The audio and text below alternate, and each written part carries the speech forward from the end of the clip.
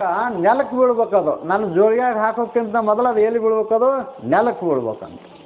ಈ ನೆಲಕ್ಕೆ ಬಿತ್ತಂದ್ರೆ ನಾ ತೊಗೋಬೋದು, ಅದನ್ನು ತೊಗೊಂಡು ಊಟ ಮಾಡಬಹುದು. ನಾ ತೊಗೊಳಕ್ಕಿಂತ ಮೊದಲು ನಾಯಿ ತೊಗೊಂಡು ಹೋಗಿರ್ಬೇಕಂತ ಹೇಳ್ತಾರೆ. ಇದಕ್ಕೆ ವೈರಾಗ್ಯ ಅಂತ ಕರೀತಾರೆ. ಇನ್ನೂ ಒಂದು ಹೇಳಿದ್ದಾರೆ ನಿಜಗೊಂಡ್ರು, ಪರತರ ಸುಖವಾಗುವುದು ಅಖಿಳ ಭೋಗ ವಿರತಿ. ಇನ್ನೊಂದು ಶಬ್ದ ಇಟ್ಟಿದ್ದಾರೆ, ಪರತರ ಸುಖವಾಗುವುದು ಅಖಿಳ ಭೋಗ ವಿರತಿ. ಈ ಜಗತ್ತಿನೊಳಗೆ ಶ್ರೇಷ್ಠವಾದಂಥ ಸುಖ ಯಾವುದು ಐತಿ ಅಂದ್ರೆ ಎಲ್ಲ ಭೋಗವನ್ನು ತ್ಯಾಗ ಮಾಡಿದ್ದೇ ಶ್ರೇಷ್ಠವಾದಂಥ ಸುಖ ಅಂತ ಶಾಸ್ತ್ರ ಹೇಳ್ತದೆ. ಆದ್ದರಿಂದ ನಮ್ಮೆಲ್ಲರಿಗೂ ಏನು ಬೇಕು ಅಂತ ಕೇಳಿದ್ರೆ ವೈರಾಗ್ಯ. ಯಾಕೆ? ಮೋಕ್ಷ ಸಾಧನಕ್ಕೆ ಒಂದಿಷ್ಟು ಹೇಳಿದ್ದಾರೆ. ಏನೇನು? ವಿವೇಕ, ವೈರಾಗ್ಯ, ಸತ್ಸಂಪತ್ತಿ, ಮುಮುಕ್ಷತ್ವ.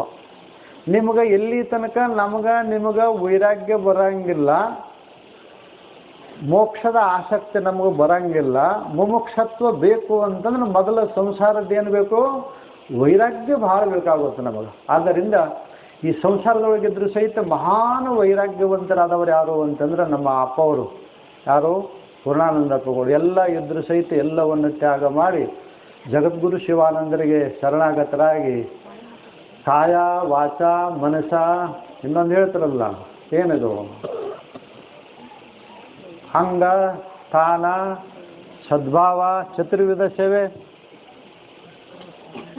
ಎಲ್ಲ ರೀತಿಯಿಂದ ಸೇವೆ ಮಾಡಿ ಅದ್ಭುತವಾದಂಥ ಒಂದು ಗುರುವಿನ ಮುಟ್ಟಿ ಗುರುವಾಗಿ ನೋಡಿ ಅವರು ಆಶೀರ್ವಾದ ಮಾಡಿದ್ರಂತ. ನೀನು ನನ್ನಂಗ ತೇರ್ ಹತ್ತಿ ಮೆರಿತಿಪ್ಪ, ಪಲ್ಲಕ್ಕಿ ಹತ್ತಿ ಮೆರಿತಿಪ್ಪ ಅಂತ ಆಶೀರ್ವಾದ ಮಾಡಿದ್ರಂತ. ಗುರುಗಳು ಆಶೀರ್ವಾದ ಮಾಡಿದರೆ ನೀನು ಒಲಿದರೆ ಕೊರಡು ಕೊಂಡವರದಯ್ಯ. ಕೆಲವು ಮಂದಿ ಸ್ವಾಮಿಗಳು ಆಗ್ಬೇಕಾರೆ ಎಮ್ ಎ ಆಗಬೇಕು, ಎಂ ಪಿ ಆಗಬೇಕು ಹಿಂಗೆ ಅಂತ ಹೇಳ್ತಾರೆ. ಏನೂ ಇಲ್ಲ, ಬರೀ ಗುರುವಿನ ಅಂಗಳ ಕಸ ಹೊಡೆದು ದೊಡ್ಡ ಜಗದ್ಗುರುಗಳಾಗ್ಯಾರಂದ್ರೆ ನಮ್ಮ ಪೂರ್ಣಾನಂದಪ್ಪಗಳು. ಅದಕ್ಕೇನು ಯಾವ ಡಿಗ್ರಿ ಪತ್ರ ಏನು ಬೇಕಾಗಿಲ್ಲ. ಅದಕ್ಕೆ ಸನ್ಯಾಸಿ ಆಗಲಿಕ್ಕೆ, ಗುರು ಆಗಲಿಕ್ಕೆ ದೊಡ್ಡದು ಏನಪ್ಪ ಅಂದ್ರೆ ಗುರುಸೇವೆ ಮಾಡಿದ್ರೆ ಸಾಕು, ಗುರುಗಳು ಆಶೀರ್ವಾದ ಮಾಡಿದ್ರೆ ಸಾಕು. ಇನ್ನೊಂದು ಅದಕ್ಕೇನು ಡಿಗ್ರಿ ಯಾವುದು ಬೇಕಾಗಿಲ್ಲ ಅದಕ್ಕೆ. ಅದರ ಹಾಗೆ ನಮ್ಮ ಪೂರ್ಣಾನಂದ ಅಪ್ಪಗಳ ಜೊತೆಗೆ ಅವ್ರ ಆಶೀರ್ವಾದ ಮಾಡಿ, ಅವ್ರ ಸೇವಾ ಮಾಡಿ, ಅವ್ರ ಶ್ರದ್ಧೆಯನ್ನು ಕಂಡು, ಅವ್ರ ಹೆಸರು ಬೇರೆ ಇತ್ತು ಮೊದಲ, ಶ್ರದ್ಧಾನಂದ ಅಂತ ಹೆಸರು ಇಸಿಕೊಟ್ಟುಕೊಂಡು ಅವರು ನಮ್ಮ ಕರ್ನಾಟಕದ ತುಂಬ ಇಷ್ಟೊಂದು ಸೇವಾ ಮಾಡಿದ್ರಪ್ಪ. ಎಲ್ಲರನ್ನೂ ಅದೇನೋ ಶಿವಾನಂದರ ಸಂಕಲ್ಪವನ್ನು ಈಡೇರಿಸಿದ್ರು ಪೂರ್ಣಾನಂದರು.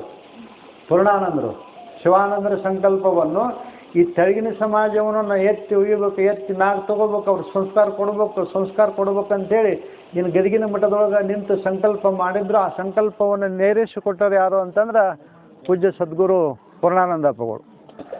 ಅವರು ಲಿಂಗೈಕ್ಯರಾದ ಮ್ಯಾಗ ಅದ್ಭುತವಾದಂಥ ಸೇವಾ ಮಾಡಿದವರು ಯಾರು ಅಂತಂದ್ರೆ ನಮ್ಮ ಶ್ರದ್ಧಾನಂದಪ್ಪಗಳು.